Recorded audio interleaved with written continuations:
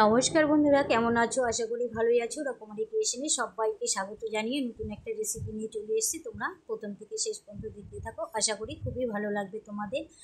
যাদের একঘেয়েমো পটল খেতে ভালো লাগছে না, কিংবা পটলের ডালনা, পটল পোস্ত সব একঘেয়েমো হয়ে গেছে, তারা এই নতুন রেসিপিটা একবার ট্রাই করে দেখতে পারো। খুবই একটা নতুন ইউনিক রেসিপি, তোমরা বাড়িতে সবাই ট্রাই করতে পারো। আশা করি খুবই ভালো লাগবে তোমাদের। দেখো, তার জন্য নিয়েছি আদা বাটা, কাঁচা লঙ্কা বাটা, ফোড়নে দেওয়ার জন্য তেজপাতা, শুকনো লঙ্কা, দারচিনি, লবঙ্গ, এলাচ আর গোটা জিরে নিয়েছি। আর পটলটাকে এইভাবে একটু খোসা রেখে রেখে দুই সাইডে কাট লাগিয়ে দিয়েছি।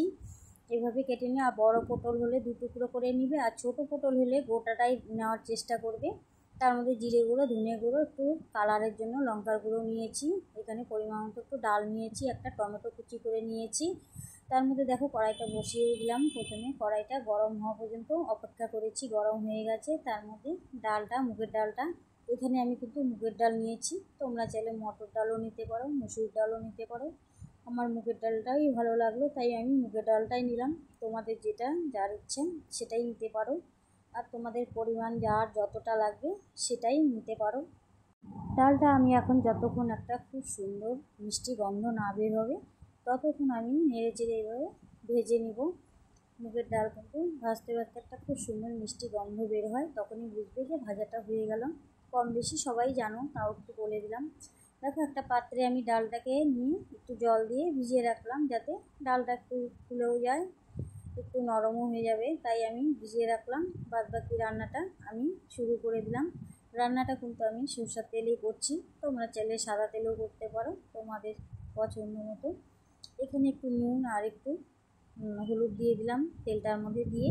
এখন যে কেটে রেখেছিলাম পটলগুলো, এই পটলগুলো একে একে এই তেলের মধ্যে ছেড়ে দেবো। এটা কিন্তু একদম লো ফ্লেমেই আমি অনেকক্ষণ ধরে ভেজে নেব, যাতে পটলটা হাফ বেশিরভাগই 50% সেদ্ধ হয়ে যায়। তাই আমি পটলটাকে একদম লো ফ্লেমে দিয়ে সুন্দর করে লাল লাল করে ভেজে নেব।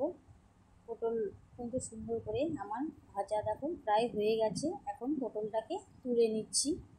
তোমরা তুলে নিই। এর মধ্যেই আবার কিছুটা সরষের তেল দিয়ে দিলাম। সরষের তেলটা দিয়ে এখন এর মধ্যে গোটা দারচিনি, লবঙ্গ আর এলাচটা দিয়ে দিলাম।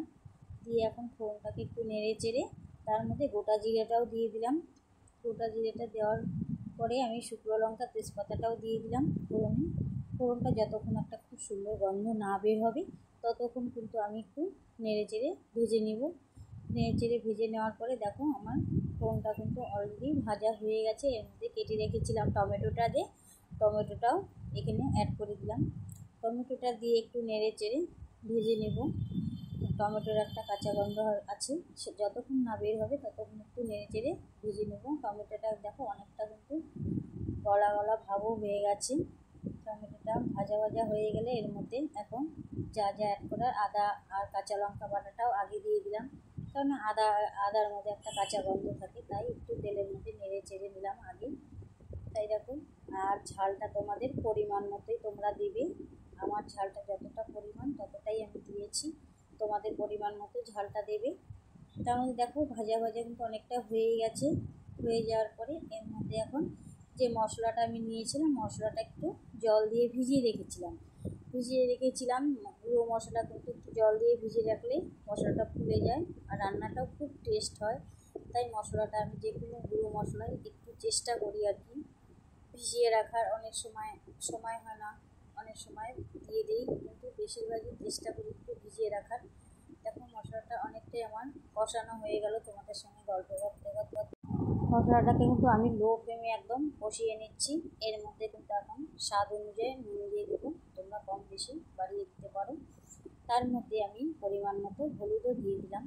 হলুদ দিয়েও আমি এখন কিছুক্ষণ লো ফ্লেমে কষিয়ে নেব। গ্যাসটা কিন্তু আমি বাড়িয়ে দিইনি, লো ফ্লেমে একদম কষিয়ে নিচ্ছি আমি এটাকে। এখন অনেকটাই দেখো কষানো হয়ে গেছে।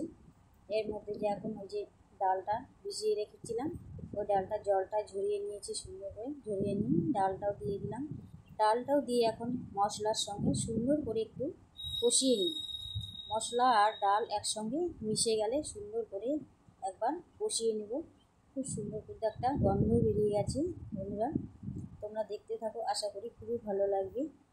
আর যারা যারা নতুন আছো তারা কিন্তু আমাকে চ্যানেলটাকে সাবস্ক্রাইব করে দিয়ে আমার পাশে থাকার অনুরোধ রইল। আর এইভাবেই সবাই তোমরা পাশে থেকো, আর ভালো ভালো কমেন্টে ভিডিও বানানোর উৎসাহটা আরও বেড়ে যায়। তোমরা ভিডিওটা দেখতে দেখতে কিন্তু বন্ধুরা একটা লাইক করে দিও। আর ভিডিওটা দেখতে দেখতে দেখো এর মধ্যে একটু জল দিয়ে দিয়ে আমি সুন্দর করে কষিয়ে নিচ্ছি। ভিডিওটা দেখতে দেখতে একটা লাইক করে দিও, ভিডিওটা দেখতে দেখতে একটা কমেন্ট করে দিও। তোমাদের কমেন্ট পড়তে আমার খুবই ভালো লাগে, ভালো ভালো কমেন্ট, তাই তোমরা কমেন্ট করো ভিডিওটা দেখতে দেখতে। দেখো কষানো কিন্তু আমার অনেকটাই হয়ে গেছে। যত সুন্দর রান্নায় কষাবে মশলা, ততই রান্নার টেস্টটা বেড়ে যায়, দ্বিগুণ বেড়ে যায়। আমি এখন যে পটলটা ভেজে রেখেছিলাম ওই পটলটা এর মধ্যে এখন দিয়ে দিব। পটলটা দিয়ে দিলাম। দেখো এর মধ্যে এখন আবার কিছুক্ষণ নাড়িয়ে চাড়িয়ে নেব। পটল আর ডাল মশলা সব একসঙ্গে আবার কিছুক্ষণ 2 মিনিট ধরে নেড়ে চেড়ে নেব সুন্দর করে। এখন কিন্তু খুব সুন্দর একটা গন্ধ বেরিয়েছে বন্ধুরা, তোমরা ভাবতে পারবে না, খুব সুন্দর একটা গন্ধ বেরিয়েছে। আমার মশলাটা কিন্তু একদম কষানো হয়ে গেছে। এর মধ্যে এখন জল দিয়ে দিব। বেশি জল দিব না, এটাকে ঝোল ঝোল করলে কিন্তু একদম ভালো লাগবে না, একটু শুকনো শুকনো এটা ভালো লাগে খেতে। পরিমাণ মতো জল দিয়ে দিলাম। ডালটা যাতে একটু সেদ্ধ হয়, কিন্তু ভেঙে যাতে না যায়। ডালটা সেদ্ধ হবে, ভেঙে যাবে না, এরকম আইডিয়া মতো জল দিতে হবে আর কি।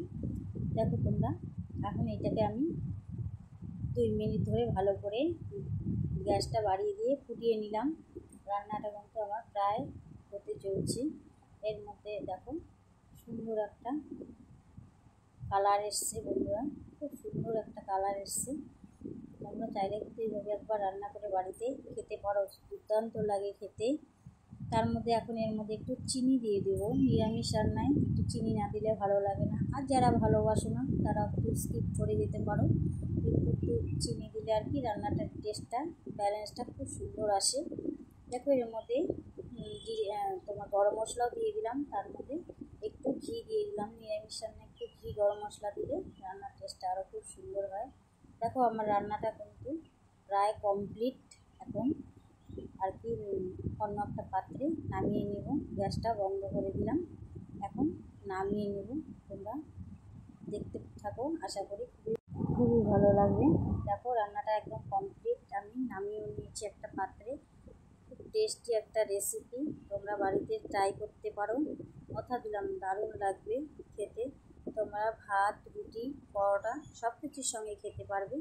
আর ভিডিওটা তোমাদের কেমন লাগলো অবশ্যই কমেন্ট করে জানিও। এভাবেই পাশে থেকো, আমিও পাশে থাকবো। সবাইকে টাটা জানিয়ে আজকের মতো বিদায় নিচ্ছি।